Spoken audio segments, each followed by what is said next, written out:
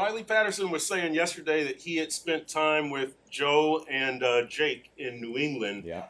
How big an advantage is that? I know Riley said he was practice squad, but a little battery familiarity, how big a help is that? Yeah, I'm sure it helps out a lot, having some, reps with those guys and things like that. He feels comfortable with them. And obviously Jake and Joe are good guys, and they're going to do everything to help him out and feel comfortable, coming in here new to the team, which is always a key thing. Guys, hey, we want to make them feel welcome, let them know that they're part of the team, even though it could be for 3 weeks, could be for 6, could be for 10, could be the whole season, who knows. But, we're excited to have Riley, and he's done a really good job so far since he's been here.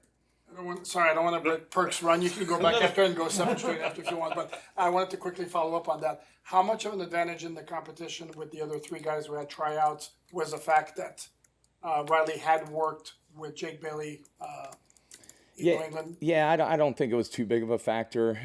What happened during the workout is Riley just outperformed him. He did a really good job. He made all his kicks, did a really good job, hit a straight ball, and a lot of those were right down the middle. And so when we went back right afterwards and we took a look at all the stats and saw where he ended up kicking the ball and making all those kicks, it was a pretty easy decision. So we're excited to have him. He's done a really good job since he's been here. He does an excellent job communicating with me, with Joe, with Jake on how he wants the ball to be held and stuff like that. And he's not afraid to say, hey, listen, this is how I like it. It's worked out really well so far. How is he from a kickoff standpoint? And how creative are we going to get here in this? I like the dribbler personally. Yeah, And okay. I saw the Ollie Gordon play where Yeah. he didn't field the ball, Yeah. and then I heard you had to go over that with the team. Yeah. Like, you don't have to return that. Sure. What is the approach for kickoffs going to be? Yeah, I think Riley offers a different variety of kicks. We've asked him to do that in the workout too. We asked all those guys to see what type of variety of kicks they can get, as long, hitting a high ball, hitting one of those missile kicks or knuckleballs. That's always key. We don't want to give away our strategy on it, but I thought that was always key when a kicker has a variety type of kicks that we could use throughout the course of a game. So we'll see what we end up thinking about doing in this first game, but we feel comfortable with Riley hitting a bunch of different kicks. Do you see a lot of teams like changing the court, like different pitches where one kickoff will be this and another Sure. kickoff will be the knuckleball? Do you see that approach happening? Because it actually intrigues me. Yeah, oh yeah, definitely. And that's kind of one of the things when we worked out kickers, college guys, when I would go around to different colleges, you're always asking them to see what type of kicks that they can do. So, yeah, I think there's going to be a bunch of variety kicks that's going to happen throughout the league. We'll probably see some stuff where like, oh, that's pretty cool if this kid can doing that. You'll see the ball being held a little bit different on the tee. There's rules that have to happen, but guys are really tricky on how they can do some things. So, yeah, I expect a bunch of different types of kicks that are going to happen throughout the year. I'm just curious, how does one go about manipulating a knuckleball kick? And in baseball, you obviously use your knuckles. But Yeah, I've seen it a variety of different ways. Some guys actually turn the ball where they're kicking the laces. Usually when you see, obviously, a field goal kicker, they don't want to kick the laces at all. But I've seen guys do that. I've seen them tilt the ball a little bit differently. So there's a bunch of different things that they can try to manipulate how they kick the ball, whether it's low, high, medium. Kickers, they have a lot of time, so they can actually go over there and do a bunch of different stuff. Has Tyreek expressed a desire to at least get a few punt returns this season? Well, Tyreek has expressed a lot, which is good to me. Here's the biggest thing with Reek and even Waddle and all these guys, Malik. They're willing to do anything to help this team win, which has been unbelievable for us. Me being a new coach coming in, building a relationship with players, whether it's offensive linemen, defensive linemen, wide receivers. I want to build a relationship where they can trust me and I can trust them. And he's expressed that he'll do anything to help the team win. So if that's going back there, catching a punt, heck, he even mentioned to be about a gunner, and I told him, hey, you gotta hold off on that. I don't know if the head man's going to be about that, but I just love the way he goes about things and wants to do anything to help the team win. With Jalen Wright out and D. Eskridge returning from injury, in addition to Malik Washington, who else has kick return experience? Yeah, I mean, we had a lot of guys in the preseason, whether it be in the training camp or off season, with a bunch of different guys going in there, whether it be Ollie Gordon, which you guys saw during the preseason, Taj Washington, all these different types of players. That's my job as a special teams coordinator to understand, hey, injuries happen, and we've got to have a bunch of guys ready. It could be guys that haven't taken a rep for a long time, but we can only dress 48 guys, so guys have to be able to do a lot of different things for us, and that's why it's a key thing for us about versatility. We don't want players to think that they're only playing one position. They got to play multiple positions, and they got to do it well too. When it comes to Tyreek and Waddle returning kicks or punts, what is the conversation like between, we know how important they are with you and Mike McDaniel and maybe Frank Smith.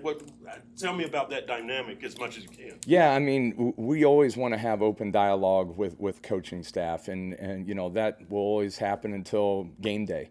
So we'll be able to talk to Mike and Frank and all the different coaches that can be involved with any type of starter. We've had a bunch of starters that have come up to me and expressed an interest of playing on special teams, but we've got to do what's best for the team. I obviously understand that a guy who is a starter on defense can't be a four-core special teams player. So that's more of a dialogue that I'll continue to have with Mike and the coordinators here in the near future. And with Riley, how comfortable are you with his situational kicking? I mean, end of the second quarter, right before the half, 56-yarder left hash. Yeah. Do you know his comfort with these situations? Yeah, I mean, what I can express and how comfortable I feel is what he's done on practice so far. Whatever he's done in the past, that's what's done. But what he's done right now for us has done a really good job. Yesterday we kicked field goals. He did an unbelievable job there. So I feel really comfortable of hitting a 56-yarder or a 48-yarder at the end of the game. He has a lot of confidence in himself, which is great. He's a great kid. So we're not going to have any second thoughts about him going out in there and hitting a 48-yarder to win a football game. Piggybacking up. Sorry. Go ahead. Piggyback. Go ahead. Oh, Hop on. I'll carry you. okay. Okay. I didn't mean that in a bad way. Hey, David, shots fired. All right, I love it. Let's go. Piggybacking off of that, how far back did the tryout kickers go? As far as, I'm sorry, Alan. Distance on the kicks. Well, we went back as far as 58 yards, so we could actually end up going a little bit deeper if we wanted to. I just felt with the number of kicks that they had that, hey, we had 4 guys that were doing this workout. We don't want to out-kick them, kick the ball 20 times, so we end up kicking 12 to 13 kicks. So we could have went back even further. Those guys all felt really comfortable and were kicking the ball really well, too. Without giving away strategy, can you give us pros and cons of Jake Bailey's kickoffs and Riley Patterson's kickoffs? Again, both of the guys can have a variety of kicks. They can do a bunch of different things, whether we want to hang the ball up or kick knuckleballs or missile balls or things like that. Both of them have been working on it. So, again, we feel comfortable with those guys doing any type of kicks. We got to make sure they land in the landing zone. That's the most important thing. And if we can skid them through the end zone where now the touchback's at the 20-yard line, that's great. But we feel good about both of them. I wanted to ask you about, you talked about ball placement on Yeah. the tees. Do you have to study that now, or do players have to study that and point that out? Oh, definitely. And they've done that in the past. Guys sometimes give it away with laces, sometimes give it away with a formation, sometimes they give it away how the kicker lines up, if he's deep, if he's wide, if he's tight. We'll continue to look at that on film with different types of kickers and see, hey, this is how they're holding the ball right here. This is how they want to place this. Here, they're lining tighter up to the ball. It might be a little bit different. So, we'll continue to study that throughout the year. And so your only film now is basically exhibition season. Yeah, which, guys sometimes are very generic. We all are. We want to see guys that are going to play fast and physical and aggressive with elite technique. That's how we end up going through our preseason, is being pretty generic and just seeing if guys can understand what we're trying to get done. So it's going to basically be the wild, wild west from the regular season. Always. The final 1 or 2 game day actives usually decided at a meeting on Friday. That can decide at any point in time. I leave that to Mike and Chris. I'll have an input as far as they ask me. But I leave all that stuff with Chris and Mike, and I'm sure I'm not going to put words in their mouth, but I'm sure they've been talking about it all week of what's going on. So I had this vision of you banging the table for the third string linebacker. I need him on kickoff. I've done that 2 weeks ago. So no, again, it's an open dialogue. My job as a special teams coordinator is obviously we're going to do everything that we can to win football games. And if it needs to be, hey, Craig, we can't have this guy up, I'm going to say, okay, we're going to make do and we'll see what we can do. Because I know each week in the NFL, injuries are going to happen. There's a different way to win football games all the time. And it's my job to adjust to that and make sure that I verbalize to the head coach and Chris, hey, these are the guys that I think can help us win football games on special teams. And if that can't happen, we're going to do everything that we possibly can to still help the team win. I think I saw in the preseason the Lions had like a linebacker returning kickoffs, and considering I'm willing to bet all of these guys played either quarterback or running back in high school, have you ever gave any thought to just putting somebody who's 250 pounds back there to return kicks? Yes and no. The biggest thing, with Grant Stewart, the guy that was there with the Lions, he also fumbled the first kickoff too.